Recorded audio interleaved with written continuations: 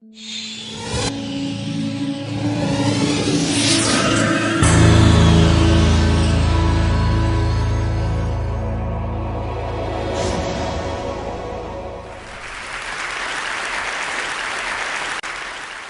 of you possesses the most powerful, dangerous, and subversive trait that natural selection has ever devised.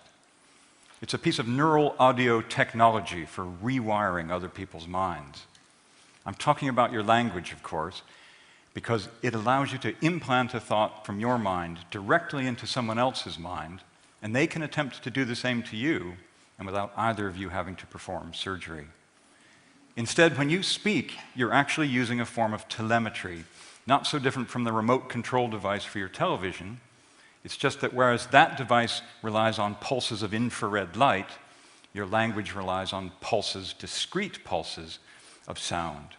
And just as you use the remote control device to alter the internal settings of your television to suit your mood, you use your language to alter the settings inside someone else's brain to suit your interests.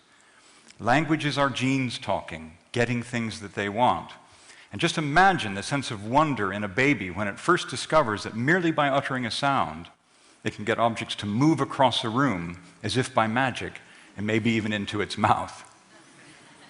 Now, language's subversive power has been recognized throughout the ages in censorship, in books you can't read, in phrases you can't use, and words you can't say. In fact, the Tower of Babel story in the Bible is a fable and warning about the power of language. According to that story, early humans developed the conceit that by using their language to work together, they could build a tower that would take them all the way to heaven. Now, God, angered at this attempt to usurp his power, destroyed the tower, and then to ensure that it would never be rebuilt, he scattered the people by giving them different languages, confused them by giving them different languages. And this leads to the wonderful irony that our languages exist to prevent us from communicating. Even today, we know that there are words we cannot use, phrases we cannot say, because if we do so, we might be accosted, jailed, or even killed. And all of this from a puff of air emanating from our mouths. Now, all this fuss about a single one of our traits tells us there's something worth explaining. And that is, how and why did this remarkable trait evolve, and why did it evolve only in our species? Now, it's a little bit of a surprise that to get an answer to that question, we have to go to tool use in the chimpanzees. Now, these chimpanzees are using tools, and we take that as a sign of their intelligence. But if they really were intelligent, why would they use a stick to extract termites from the ground rather than a shovel? And if they really were intelligent, why would they crack open nuts with a rock? Why wouldn't they just go to a shop and buy a bag of nuts that somebody else had already cracked open for them?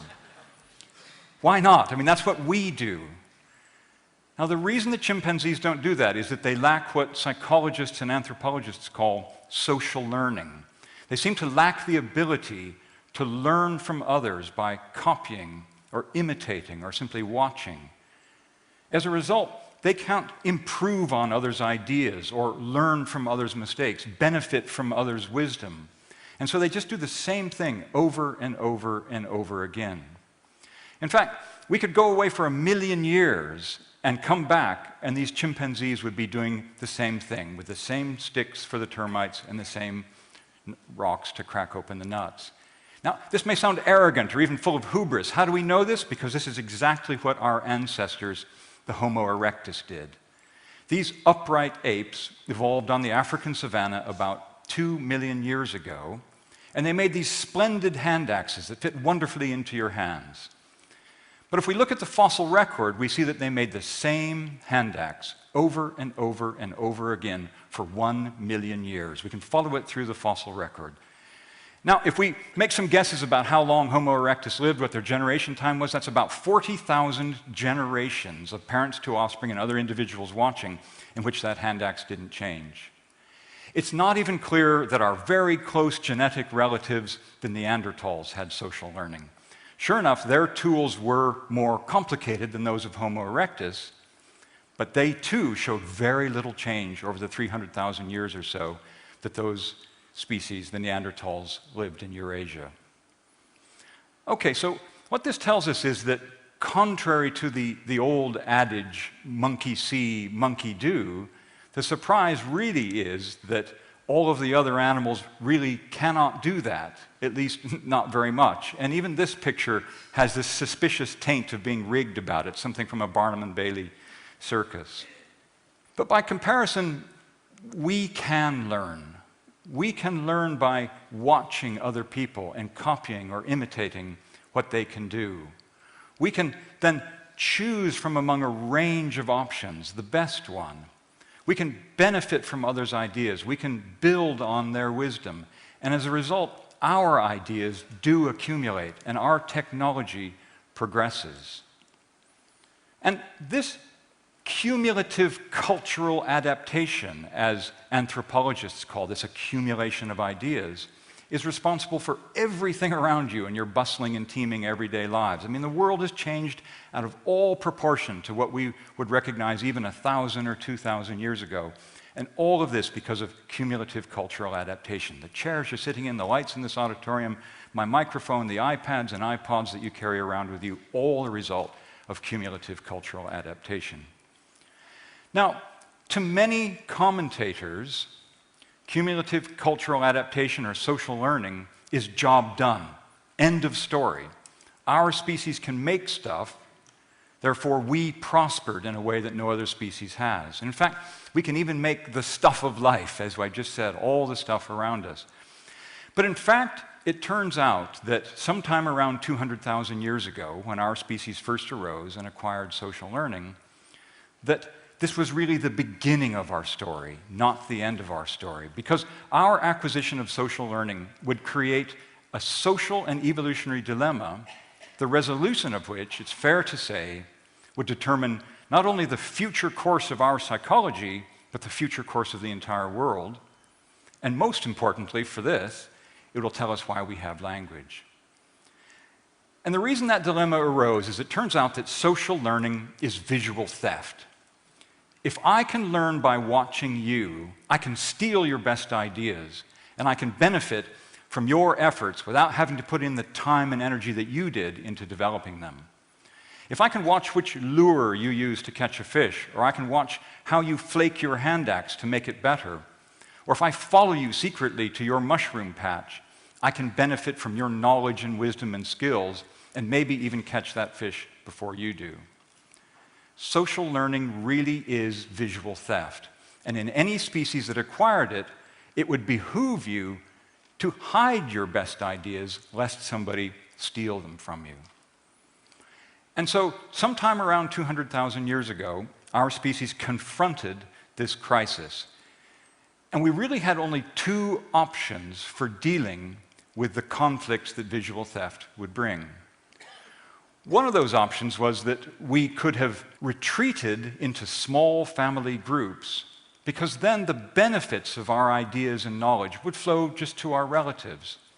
Had we chosen this option sometime around 200,000 years ago, we would probably still be living like the Neanderthals were when we first entered Europe 40,000 years ago. And this is because in small groups there are fewer ideas, there are fewer innovations, and small groups are more prone to accidents and bad luck. So if we'd chosen that path, our evolutionary path would have led into the forest and have been a short one indeed. The other option we could choose was to develop the systems of communication that would allow us to share ideas and to cooperate amongst others. Choosing this option would mean that a vastly greater fund of accumulated knowledge and wisdom would become available to any one individual than would ever arise from within an individual family or an individual person on their own. Well, we chose the second option, and language is the result. Language evolved to solve the crisis of visual theft. Language is a piece of social technology for enhancing the benefits of cooperation, for reaching agreements, for striking deals, and for coordinating our activities. And you can see that in a developing society that was beginning to acquire language, not having language would be like a bird without wings. Just as wings open up the sphere of air for birds to exploit, language opened up the sphere of cooperation for humans to exploit. And we take this utterly for granted because we're a species that is so at home with language. But you have to realize that even the simplest acts of exchange that we engage in are utterly dependent upon language. And to see why, consider two scenarios from early in our evolution. Let's imagine that you are really good at making arrowheads, but you're hopeless at making the wooden shafts with the flight feathers attached. Two other people you know are very good at making the wooden shafts, but they're hopeless at making the arrowheads. So what you do is, one of those people has not really acquired language yet. Let's presume the other one is good at language skills. So what you do one day is you take a pile of arrowheads and you walk up to the one that can't speak very well, and you put the arrowheads down in front of him, hoping he'll get the idea that you want to trade your arrowheads for finished arrows. But he looks at the pile of arrowheads, thinks they're a gift, picks them up, smiles, and walks off. Now you pursue this guy, gesticulating, a scuffle ensues, and you get stabbed with one of your own arrowheads. Okay, now replay this scene now, and you're approaching the one who has language. You put down your arrowheads and say, I'd like to trade these arrowheads for finished arrows. I'll split you 50-50. Another one says, fine, looks good to me, we'll do that. Okay, now the job is done. Once we have language, we can put our ideas together and cooperate to have a prosperity that we couldn't have before we acquired it. And this is why our species has prospered around the world while the rest of the animals sit behind bars in zoos languishing. And it's why we build space shuttles and cathedrals while the rest of the world sticks into the ground to extract termites. All right, now if this view of language and its value in solving the crisis of visual theft is true, any species that acquires it should show an explosion of creativity and prosperity. And this is exactly what the archaeological record shows. If you look at our ancestors, the Neanderthals and the Homo erectus, our immediate ancestors, they're confined to small regions of the world. But when our species arose about 200,000 years ago, sometime after that, we quickly walked out of Africa and spread around the entire world, occupying nearly every habitat on Earth. Now, whereas other species are confined to places that their genes adapt them to, with social learning and language, we could transform the environment to suit our needs. And so we prospered in a way that no other animal has. Language really is the most potent trait that has ever evolved. It is the most valuable trait we have for converting new lands and resources into more people and their genes that natural selection has ever devised. Language really is the voice of our genes. Now, having evolved language, though, we did something peculiar, even bizarre. As we spread out around the world, we developed thousands of different languages. Currently, there are about 7,000 or 8,000 different languages spoken on Earth. Now, you might say, well, this is just natural. As we diverge, our languages are naturally going to diverge. But the real puzzle and irony is that the greatest density of different languages on Earth is found where people are most tightly packed together. If we go to the island of Papua New Guinea, we can find about 800 to 1,000 distinct human languages, different human languages spoken on that island alone. There are places on that island where you can encounter a new language every 2 or 3 miles. Now, as incredible as this sounds, I once met a Papuan man and I asked him if this could possibly be true. And he said to me, oh no, they're far closer together than that. And it's true, there are places on that island where you can encounter a new language in under a mile. And this is also true of some remote oceanic islands. And so it seems that we use our language not just to cooperate, but to draw rings around our cooperative groups and to establish identities, and perhaps to protect our knowledge and wisdom and skills from eavesdropping from outside. And we know this because when we study different language groups and associate them with their cultures, we see that different languages slow the flow of ideas between groups. They slow the flow of technologies, and they even slow the flow of genes. Now, I can't speak for you, but it seems to be the case that we don't have sex with people we can't talk to. Now, we have to counter that, though, against the evidence we've heard that we might have had some rather distasteful genetic dalliances with the Neanderthals and the Denisovans. Okay, this tendency we have, this seemingly natural tendency we have towards isolation, towards keeping to ourselves, crashes headfirst into our modern world. This remarkable image is not a map of the world. In fact, it's a map of Facebook friendship links. And when you plot those friendship links by their latitude and longitude, it literally draws a map of the world. Our modern world is communicating with itself and with each other more than it has at any time in its past. And that communication, that connectivity around the world, that globalization now raises a burden, because these different languages impose a barrier, as we've just seen, to the transfer of goods and ideas and technologies and wisdom, and they impose a barrier to cooperation. And nowhere do we see that more clearly than in the European Union, whose 27 member countries speak 23 official languages. The European Union is now spending over 1 billion euros annually translating among their 23 official languages. That's something on the order of 1.45 billion US dollars on translation costs alone. Now think of the absurdity of this situation. If 27 individuals from those 27 member states sat around a table speaking their 23 languages, some very simple mathematics will tell you that you need an army of 253 translators to anticipate all the pairwise possibilities. The European Union employs a permanent staff of about 2,500 translators, and in 2007 alone, and I'm sure there are more recent figures, something on the order of 1.3 million pages were translated into English alone. And so, if language really is the solution to the crisis of visual theft, if language really is the conduit of our cooperation, the technology that our species derived to promote the free flow and exchange of ideas, in our modern world we confront a question. And that question is whether, in this modern globalized world, we can really afford to have all these different languages.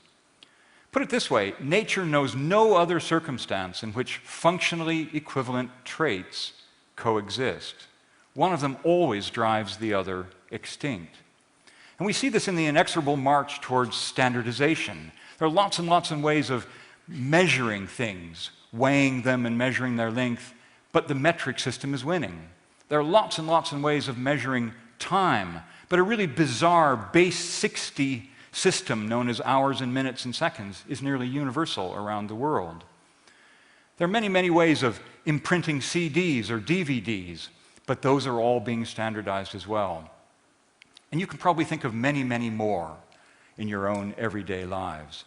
And so our modern world now is confronting us with a dilemma, and it's the dilemma that this Chinese man faces, whose language is spoken by more people in the world than any other single language. And yet, he is sitting at his blackboard converting Chinese phrases into English language phrases.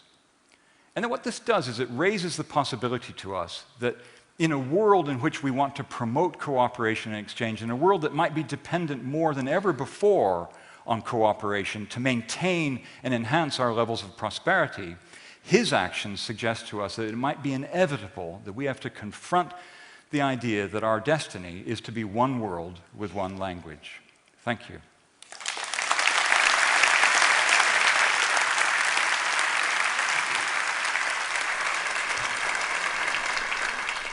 Mark, one question. Svante found that the FOXP2 gene, which seems to be associated with language, was also shared in the same form in Neanderthals as us.